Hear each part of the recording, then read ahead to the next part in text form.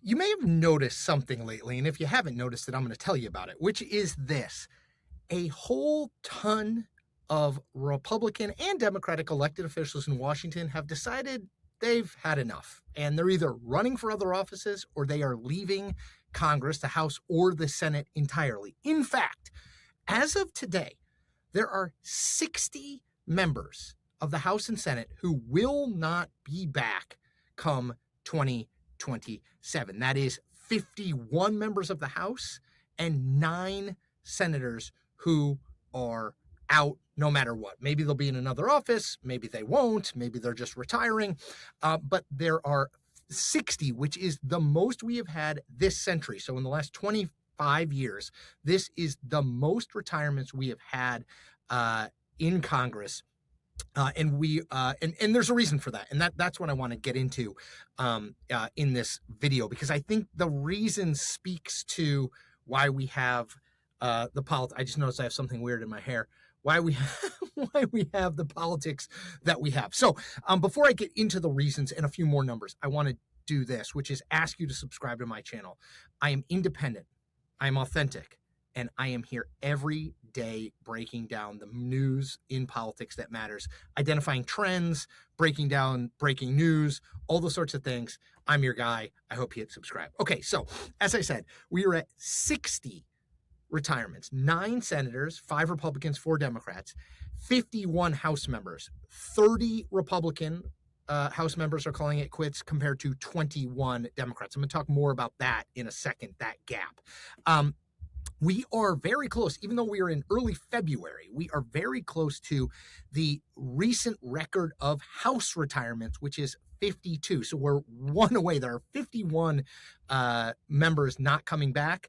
The record in since 2000 is 52 in the House. So we are one away from that. Now, the gap matters in terms of retirements party by party, because I think it is indicative, and this is the why, it's indicative of a couple of things.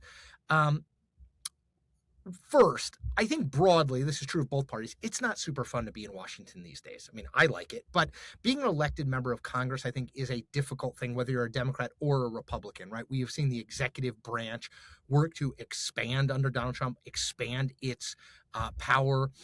We've seen the legislative branch allowed by Republicans to shrink its power. So you don't do as much as you once did. It's not all that fun a job. There's a reason that there are 4 senators, 2 Republicans, 2 Democrats who are leaving to run for governor.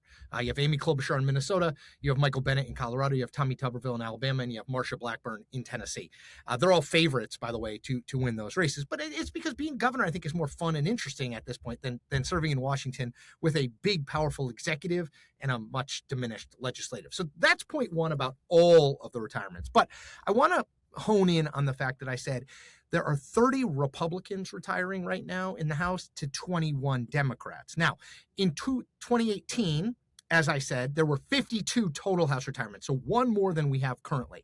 There were 34 Republicans who retired at that time to 18 Democrats. What happened in that election?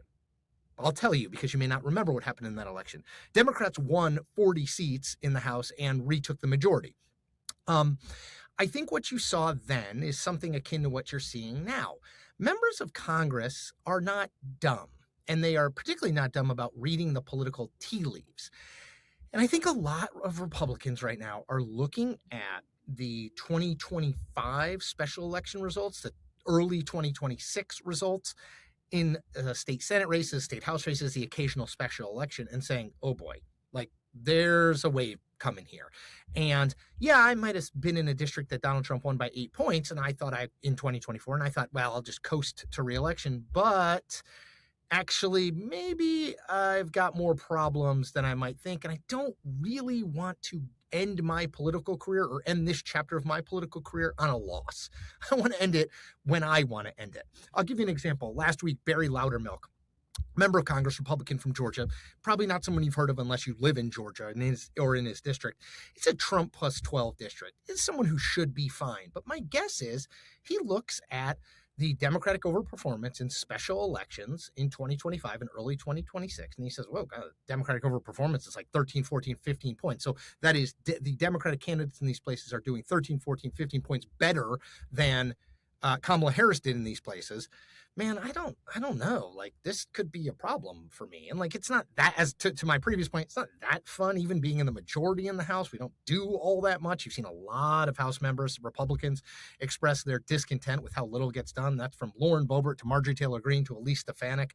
And so maybe this is the time. Like, I've still got plenty of years ahead of me. Maybe I'll run for something else at some point, but like, I don't want to lose. You know what I mean? I don't want to lose because of nothing I've done, but because Donald Trump is really unpopular. So when I look at retirements, I see, yes, there are a lot. I think that, broadly speaking, speaks to the fact that Washington isn't a fun place to be, and being in the House isn't a fun place to be, in the Senate isn't a great place to be either.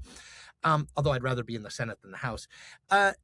But I also see 9 more Republicans than Democratic House members retiring. And I think, that seems to me to jibe with everything else I'm seeing out there. Donald Trump's unpopularity, historic trends in midterm elections that usually hurt the president's party, people feeling as though the Republicans are in control of everything and haven't done what they promised they would do in terms of lowering prices and turning the economy around. And they are looking at that same stuff as we are, right? They're looking at those signs. And when I see members saying, I'm out of here, like in a Trump plus 12 district or a Trump plus 8 district, people who in a neutral political year would be fine, they'd win 55-45 with probably not all that much effort, they're saying, might be time to go. So what to watch for? We now, I think, understand the why, what to watch for. Filing deadlines have come and gone in a few places. Texas obviously has a primary on March 3rd, so we're almost there. But there are still a lot of filing deadlines to come. And filing deadlines, if you don't know, it's just the candidate signaling, yes, I'm going to run again. Yes, I am filing officially with my Secretary of State to run again. As those deadlines come, and there's a ton in the next couple of months, that's when a lot of these go, no-go decisions get made by particularly House members. I think for senators, most of those decisions have been made. Unless there's a health issue, I would not expect more senators to be retiring, particularly after Susan Collins in Maine said this week that she was planning to run for re-election. I had kind of circled her as maybe a retirement because she's going to have a really hard race. But on the House side, look to see, and as these filing deadlines start coming up, middle of February, March, especially April, look to see whether you see more and more Republicans who aren't necessarily in swing districts, but maybe even those people in Trump plus 5, Trump plus 8 districts, see if they say, you know what, this is not for me. I don't want to run the risk of losing. I don't want to run this sort of the campaign I would have to run in order to maybe win. So that's what I'm keeping an eye on, because remember, like, these things have a snowball effect. If they see their colleagues retiring because they're worried about losing or worried about the political environment, then you look at yourself and say, well, if Barry Loudermilk in a Trump plus 12 district is retiring, I'm in a Trump plus 10 district. Should I think about retiring?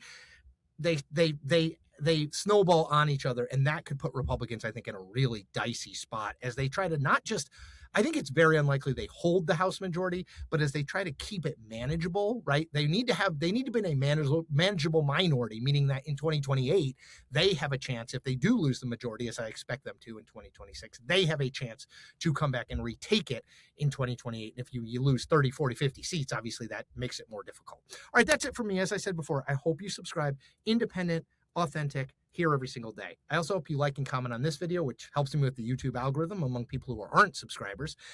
Tell a person or two personally about what I'm doing and why you think it matters. Last thing, I have a membership tier called the Diamond Club. It's $6.99 a month. You get 2 extra videos every week. My video podcast with Chuck Todd on Mondays and my worst week in Washington video where I pick the person, place, or thing who had the worst week in Washington every Friday. Those are exclusive to Diamond Club members. Just click on my membership tier. You'll find all about it. Hope you join. We've got a lot of momentum there, and I'm excited about it. I'm going to do some more cool things with it, so I hope you check it out. All right, everyone. Take care.